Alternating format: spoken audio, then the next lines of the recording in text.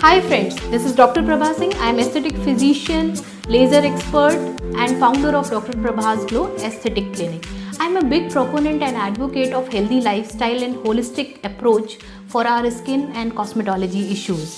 So सबसे common जो problem हमारे स्किन की और कॉस्मेटोलॉजी की प्रैक्टिस में आती है वो है पिंपल्स हम सबका कॉन्फिडेंस कम कर देते हैं एंड सच्चाई ये है कि हम में से 80 से 90% लोगों को कभी ना कभी पिंपल से 2-4 होना ही पड़ता है।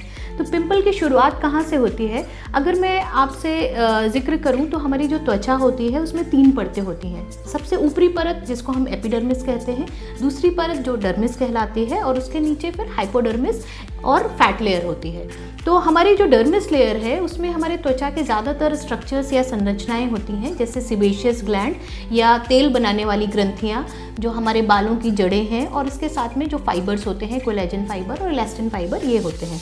इनके ठीक ऊपर जो एपिडर्मिस की परत होती है वो सिर्फ कोशिकाओं की या सेल्स की लेयर होती है। तो जब हम एक्सफोलिएशन या स्क्रब वगैरह करते हैं, होम पैक्स लगाते हैं, तो जो ऊपर की लेयर है एपिडर्मिस, उसकी जो डेड सेल्स है वो धीरे धीरे शेड ऑफ होती हैं, जिसमें लिविंग लेयर नीचे की परतें होती हैं और ऊपर की परतों में यूजुअली न्यूक्लियस नहीं होता है, मतलब उनमें दोबारा जीवन नहीं होता है और उनको हम डेड सेल्स कहते हैं। तो हमारी जो त्वचा होती है एक प्राकृतिक रूप से भी यूजुअली 25 से 30 दिन के गैप पे अपने आप एक परत को शेड ऑफ करती है, और जैसे जैसे हमारी उम्र बढ़ती है वैसे वैसे ये जो अवधि है वो और बढ़ जाती है।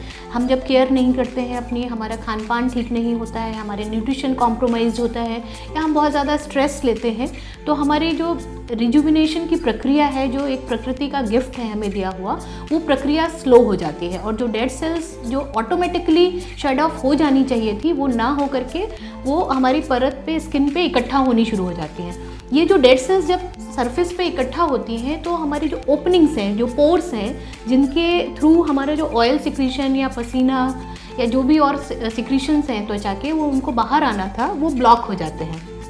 तो जब ये ब्लॉक होता है तो वो कलेक्शन आपका अंदर इकट्ठा होना शुरू होता है और जो सिबेशियस ग्लैंड का सीबम है वो वहाँ पे कंसंट्रेट हो जाता है, थिक होकर के गाढ़ा हो जाता है, और उसको जब आप प्रेस करते हैं तो पोर से जो निकलता है वो वाइट कलर का एक थिक मटेरियल होता है जिसको हम वाइट हेड्स कहते हैं। यही सिबेशियस ग्लैंड का जो सिक्रीशन है वो जब लंबे समय तक वहाँ रह जाता है और उसमें ऊपर से डर्ट और आपकी त्वचा के जो डेड सेल्स के मेलानिन वगैरह हैं वो सब पूल इन होता है, तो वो ब्लैक कलर का हो जाता है, और उसको जब आप प्रेस करके निकालते हैं तो ब्लैक कलर का निकलता है जिसको हम ब्लैक हेड्स कहते हैं। तो ये स्टेप्स होते हैं कैसे कैसे हमारे पिंपल बनने की संभावना शुरू होती है।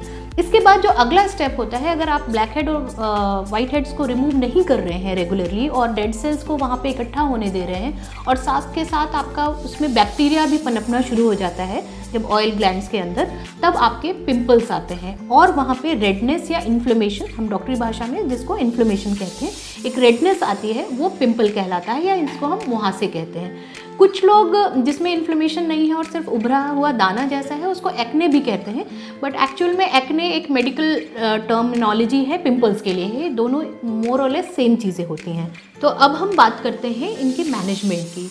पिंपल्स, जैसा कि मैंने जिक्र किया कि भीतरी परत में उसका ओरिजिन होता है और ऊपर की परत में जो डेड सेल्स होती हैं उनके ब्लॉक होने की वजह से, उनके एक्सेस डिपोजिशन होने की वजह से वो हील होने में दिक्कत कर रहा होता है। तो सबसे इम्पॉर्टेंट है कि हम सही फेस वॉश यूज़ करें। फेस वॉश आपका ऐसा होना चाहिए जो बहुत ग्रीसी ना हो, बहुत फैंसी आप ये देख करके मत फेस वॉश खरीदिए कि उसकी पैकिंग कैसी है, उसकी खुशबू कैसी है, बल्कि उसके इंग्रेडिएंट देखिए। आपके फेस वॉश में ऐसे इंग्रेडिएंट होने चाहिए जो ऑयल को क्लीन करने वाले हों, थोड़ा सा झाग बनाने वाले हों, पर साथ के साथ स्किन को एक्सेस ड्राई ना करें। तो उसमें सूदिंग एजेंट होने चाहिए, कुछ एंटी इरिटेंट होने चाहिए, और फेस वॉश को आप दिन में 1 या 2 बार से ज़्यादा मत प्रयोग करिए। उसके बावजूद अगर आपकी स्किन में ऑयलीनेस है तो आप प्रॉपर प्लेन वाटर यूज़ कर सकते हैं या टिश्यू से वाइप कर सकते हैं। एक्स्ट्रा और एक्सेस फेस वॉश यूज़ करने से आपकी स्किन को एक मैसेज मिलता है कि स्किन ड्राई हो रही है और वो और ज़्यादा ऑयल बनाना शुरू कर देती है। तो एक फेस वॉश से क्लीन करने में आपका डेड सेल्स क्लियर होनी चाहिए और साथ के साथ इरिटेशन नहीं होना चाहिए।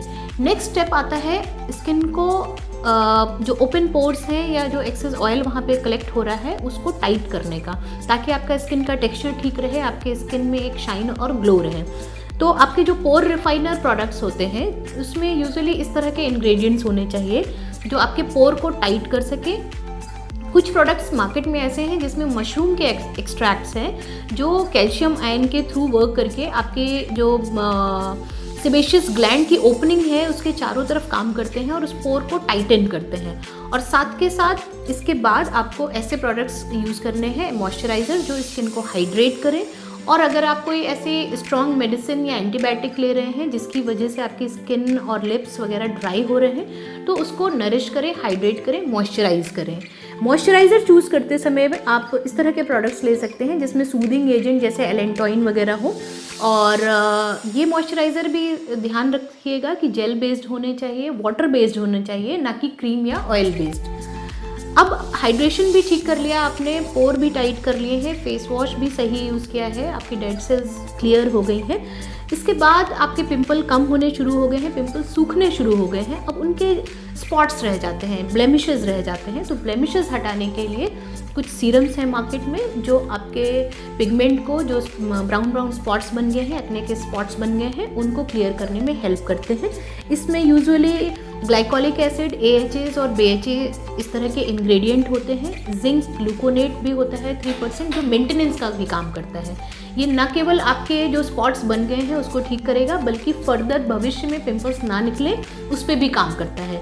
तो ये जानकारी थी पिंपल्स के बारे में। अगले वीडियो में मैं आपसे शेयर करूँगी कि आप पिंपल्स के जो स्कार्स होते हैं उनको कैसे ठीक कर सकते हैं और क्या एडवांस कॉस्मेटोलॉजी ट्रीटमेंट्स अवेलेबल हैं मार्केट में जिनसे आप अपने जो परमानेंट स्कार बन गए हैं उनको भी ठीक कर सकते हैं। तो आज मैं डॉक्टर प्रभा सिंह आपसे बात कर रही थी पिंपल और इसके मैनेजमेंट के बारे में। Thank you so much, keep watching, bye bye.